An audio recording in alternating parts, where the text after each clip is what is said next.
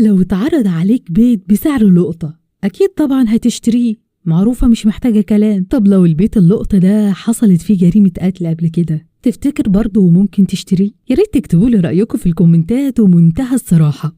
أنا لو قلت لكم إن الفيلم ده عن قصة حقيقية، بصوا تعالوا بينا نشوف، بس طبعا في الأول متنساش تعمل اللايك اللي بتنسوه دايما، وطبعا اوعى ما تكونش عندنا في القناة، ده وجودك مهم جدا لأنك هنا هتشوف الجديد وبس. بنبدأ الفيلم مع جاك واللي بيشتغل شغلانة الحقيقة صعبة ومش أي حد يقدر عليها، وهي إنه مسؤول عن تنظيف أي بيت تحصل فيه الجريمة، ومش تنظيف عادي، لا ده تنظيفه من أي آثار ليها علاقة بالجريمة. المهم يعني إنه يسلم البيت لأصحابه نظيف تماما من أي آثار أو أي حاجة تفكرهم باللي حصل. بعد ما بيخلص جاك البيت بيسلمه لصاحبته واللي بتكون أخت الراجل اللي قتل مراته وانتحر ومعاها جوزها، دي بقى سارة واللي تبقى مرات جاك. سارة بتشتغل في الأزياء وبيجيلها فرصة عمرها، وهي فرصة شغل مع مستثمرة كبيرة جدا، وبتكون طايرة من الفرحة طبعا. بتروح سارة وبتعرف جاك بالعرض اللي جالها وبيفرحوا وبيحتفلوا، لكن سارة وجاك مش بيكونوا سعداء ولا حياتهم مثالية زي ما ممكن يكون باين،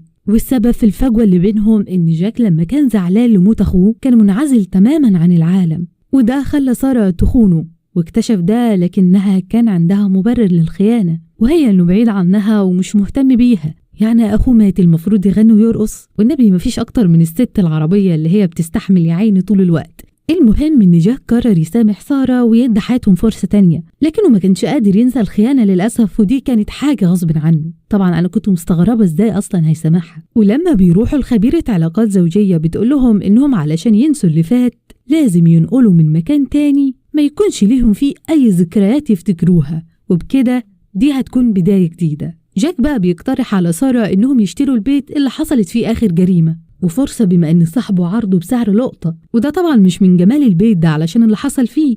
وبعدين يا عم الست بتقولك ابتدوا بداية جديدة، ما لقيتش غير المكان ده. سارة بتكون مش موافقة على النقل للبيت ده، وطبعا بصراحة حقها، وبتقوله إنها ما تقدرش تعيش في مكان فيه حد اتقتل، لكنه بيقول لها إن هو كمان مش هيقدر يعيش في بيت حصلت فيه خيانة. طبعا هنا بيلقح بالكلام. في الآخر بتوافق بشرط إنه يرجع لدراسته. تاني يوم بيروحوا علشان سارة تتفرج على البيت، ويقابلوا صحابه وبتعجب سارة بالبيت جدا، فخم وشيك وكبير، وبيكون هنا الكل متفقين ما عدا مارك جوز صاحبة البيت، واللي بيبان إنه مش مبسوط من بيع البيت أساسا. بتبدأ سارة تنقل حاجتهم للبيت وبتكون معاها أختها علشان تساعدها، وأول ما بيسمعوا الكلب بيهوهو بتقول لها أختها إنه أكيد لها حاجة، أنا مش عارفة إزاي قدرتي تعيشي في بيت زي ده. وبيروحوا ويفتحوا الباب اللي بيهوهو عليه الكلب، بتلاقي خربشة عليه، وبيستنتجوا إن أكيد القتيلة كانت مستخبية هنا. أنا مش متفائلة من البيت ده بصراحة.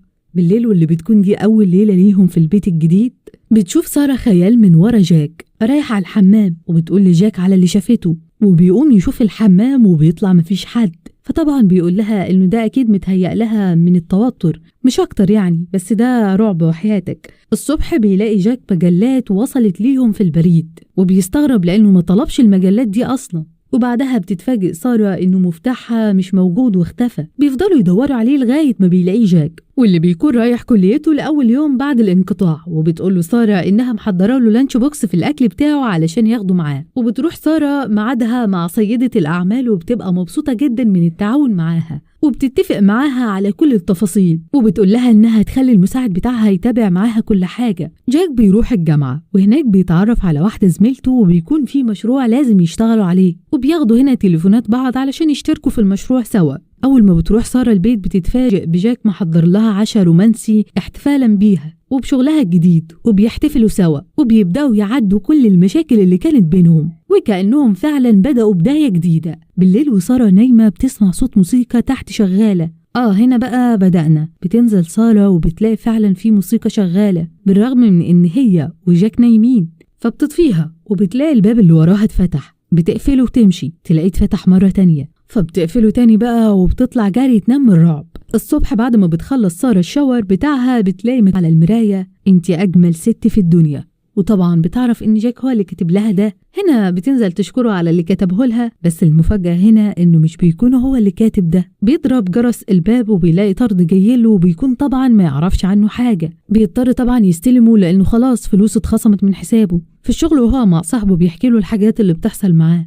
فصاحبه هنا بينصحه انه لازم يسيب البيت. هو الحقيقة يعني اي حد عاقل هينصحه بكده، مش محتاجة كلام دي. سارة بتلاقي اختها بتكلمها وبتقول لها انها هي ومامتهم هيجوا يتعشوا معاها النهاردة، فبتتعصب سارة وبنعرف ان في خلافات بينها وبين مامتها ومش حابة وجودها. واول ما بتخلص المكالمة بتلاقي الكلب واقف قدام السرير وعمال يهوهو علشان الكرة دخلت تحت السرير. فبتحاول سارة تطلع الكرة فمش بتعرف، فبتروح تجيب عصاية علشان تطلعها بيها وبترجع فبتلاقي الكرة فوق السرير.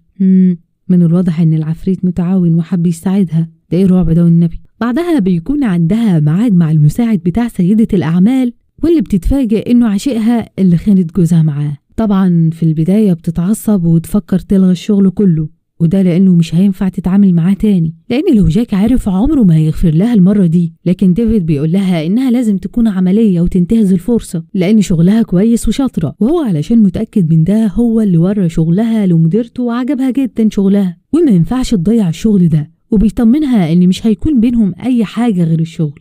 بالليل بيكون جاك مع زميلته سهرانين بيشتغلوا على مشروعهم، وسارة بتكون نايمة في البيت لوحدها وبتتفاجئ بصوت، ولما بتقوم من النوم بتلاقي إيد قدام الباب وفجأة بتختفي. طبعا سارة بتترعب خصوصا إن مفيش حد معاها، وبتقوم علشان تشوف في إيه، بنلاقي حد جه من وراها وخدرها. بيروح جاك فبيلاقي سارة نايمة على الكنبة، فبيصحيها وبيستغرب من نومتها في المكان ده، وهي برضه مش بتكون عارفة جت هنا إزاي، لكنها بتفتكر اللي حصل معاها وبتحكيه لجاك. طبعا بعدها بتكون مرعوبة، لكن جاك مش بيصدقها وبيقول لها إن الباب كان مقفول ويستحيل يكون حد دخل البيت. طبعا بتتعصب سارة لأنه مش مصدقها، وبيتخانقوا وبيروحوا بعدها للدكتورة النفسية، واللي بتحاول إنها تهديهم وبتقول لهم إنه ما يدوش فرصة إن حاجات زي دي تحصل بينهم وتأثر على البداية الجديدة اللي بينهم. وهم مروحين في العربية بيتصالحوا، وبيقول لها جاك إن مامتك وأختك جايين النهاردة على العشاء وما ينفعش نكون متخاصمين قدامهم ويحسوا بأي مشاكل. في الوقت ده بتكون داني أختها سبقتها على البيت وجايبة معاها أكل للعشاء، وأول ما بتحطه في التلاجة بتسمع صوت الكلب بيهوهو جامد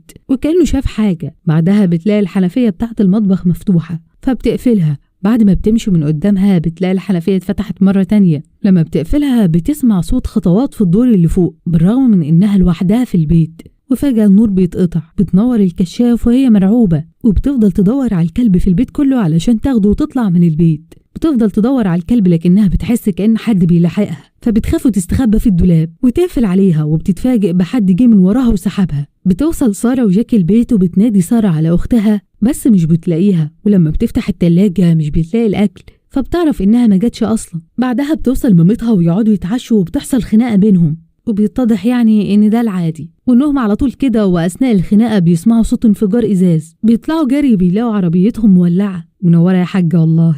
بيروحوا اسم الشرطة علشان يبلغوا عن الحادثة، وبيتفاجئوا إن الضابط بيقول لهم إنهم عاملين بوست على الفيسبوك بيضطهدوا فيه أصحاب البشرة السوداء، والبوست ده فيه كل بياناتهم وعنوانهم. لكن جاك بيقول إنهم طبعا ما عملوش كده، ومش منطقي إنه لو عمل كده هيكتب بياناته وعنوانه. وهنا طبعا الضابط بيقتنع بكلامهم وبيديلهم الكارت علشان لو حصل أي حاجة تاني. بتروح بعدها سارة للست اللي اشتروا منها البيت وبتقول لها إن في حاجات كتير غريبة جدا بتحصل في البيت، وبتطلب منها تعرف تفاصيل الحادثة بالظبط، يمكن ده يساعدها تلاقي تفسير اللي بيحصل في البيت. وبتحكي لها الست إن مرات أخوها كانت على علاقة براجل بس ما يعرفوش أي تفاصيل عنه، وتقارير الشرطة طلع إن أخويا لما عرف إنها بتخونه قتلها وبعدها انتحر. لكن أنا مش مقتنعة وشايفة إن أخويا مستحيل يقتل، خصوصا وإن في حاجة غريبة حصلت، وهي إن الكاميرات كلها اللي في البيت عطلت في اليوم ده. خرجت سارة ولقيت مارك جوز صاحبة البيت وقال لها لو عندك أي مشاكل في البيت أنا مستعدة أشتريه، وبيقول لها أنصحك إنك تفكري في البيع.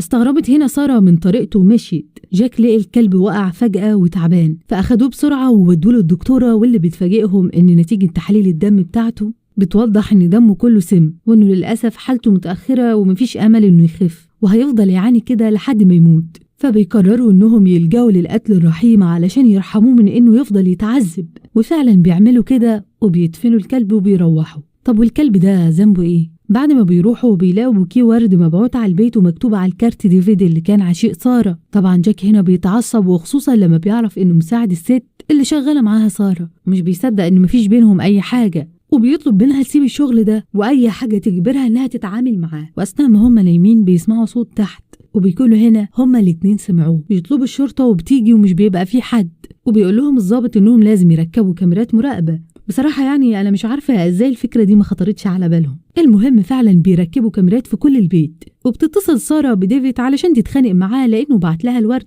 مع إنه كان قايل لها إنه مش هيقرب منها خالص، لكنه بيستغرب كلامها وبيقول لها إنه ما بعتش أي حاجة. وبتلاقي سارة حاجة غريبة على تليفونها، وهي إن ليها صور وهي نايمة وكأن حد بيصورها وهي نايمة. بعدها بتسمع سارة صوت حد في البيت وبتترعب، فبتتصل بالشرطة، وقبل ما الشرطة ما تيجي بتشوف الشخص، لكنها هنا مش بتتعرف على ملامحه، وبيفضل يجري وراها في البيت لحد ما بتقع من شباك الأوضة. بس لحسن حظها إنها بتقع في حمام السباحة. بتوصل للشرطة ومش بتلاقي حد ولا أثر لدخول حد، لكن هنا سارة بتقرر إنها مش هتبات في البيت. تاني يوم طبعا الشرطة بيراجعوا الكاميرات، والمفاجأة إنهم مش بيلاقوا أي وجود للشخص ده، وطبعا بيبان إنه بيتهيأ لها وإنها عندها مشاكل نفسية. هنا بينصح الضابط جاك إنه يعرضها على دكتور نفسي، وبيروح جاك لسارة وبيقول لها كلام الضابط وإن مفيش أثر لأي حد في الكاميرات، لكنها بتكون متأكدة من إن اللي شافته كان حقيقة ومش هتصدق غير كده. فجأة بيقع جاك وبتنقله سارة للمستشفى، وبتقول لها الدكتورة إن نتيجة التحليل بتاعته بينت سم في الدم كله، لكنه كان بياخده بجرعات صغيرة على فترات،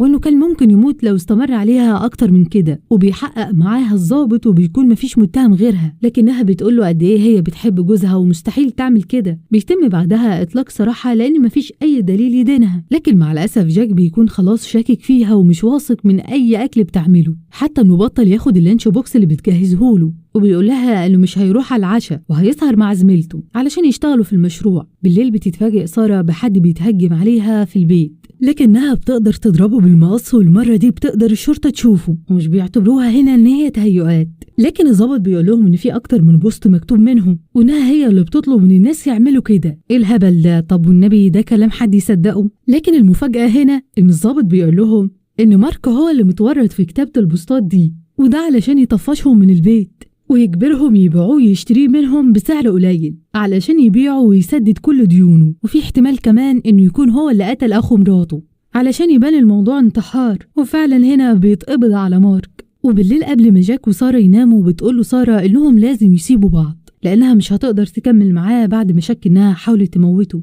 لكنه هنا مش بيلاقي حاجة يقولها لها وبيسيبها بعدها وينام. بنشوف إن في كاميرا محطوطة قدام السرير. تاني يوم وأثناء ما جاك في كليته بتبعت له سارة رسالة وبتقول له إن يا ريت يبات بره النهارده وما يروحش البيت، لكنها بالليل بتكون قاعدة مستنياه وبتستغرب لما تلاقيه اتأخر قوي، فبتكلمه وبتلاقيه بيقول لها مش انت بعتيلي رسالة علشان ما اروحش النهارده وابات في اي حتة؟ طبعا بتستغرب سارة لأنها ما بعتتش الرسالة دي، وأول ما بتقفل معاه بتشوف التليفون وبتلاقي فعلا الرسالة موجودة، فبتروح بسرعة تشوف الكاميرا اللي حطها في الأوضة، وبتتصدم لما بتلاقي حد طالع من تحت السرير وهي نايمة وبيكتب الرسالة وهو اللي بعتها. في الوقت ده بتلاقي سارة حد جاي من وراها وبيخدرها. لما بتفوق بتلاقي نفسها في مكان غريب وكل صور للست اللي ماتت وعشيقها، وبيظهر لها الشخص اللي خدرها وبتكتشف انه عشيق القتيلة، والمكان اللي هو فيه ده كانت القتيلة هي اللي عاملاه في البيت كمخبأ سر، يعني بحيث انه يكون موجود معاها طول الوقت بس من غير ما حد يشوفه. ولما لقى ان علاقتها بدأت تبقى كويسة مع جوزها ورجعوا كويسين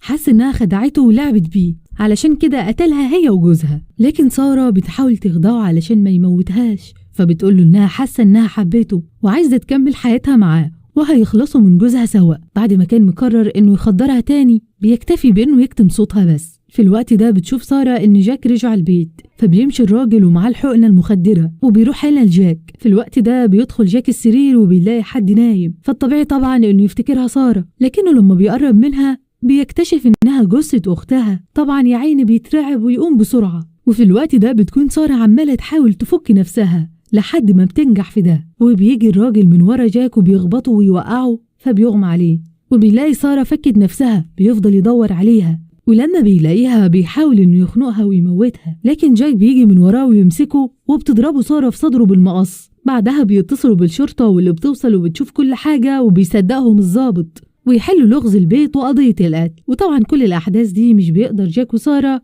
يكملوا في البيت ده، فبيقرروا يسيبوه ينقلوا لبيت جديد وبيجيبوا كلب تاني بدل اللي مات، وبيقرروا يبدأوا حياتهم الجديدة لكن المرة دي بجد. والسؤال هنا يا ترى مصير البيوت اللي بيحصل فيها كده ايه طالما محدش بيرضى يشتريها أو يعيش فيها؟ ولو انت كنت من الناس اللي ممكن تعيش في بيت زي ده اكتب لنا وجهة نظرك. اعتقد كده فيلمنا فيلم من الاخر، ونستاهل بقى لايك وشير وكل حاجة، مش كده ولا ايه؟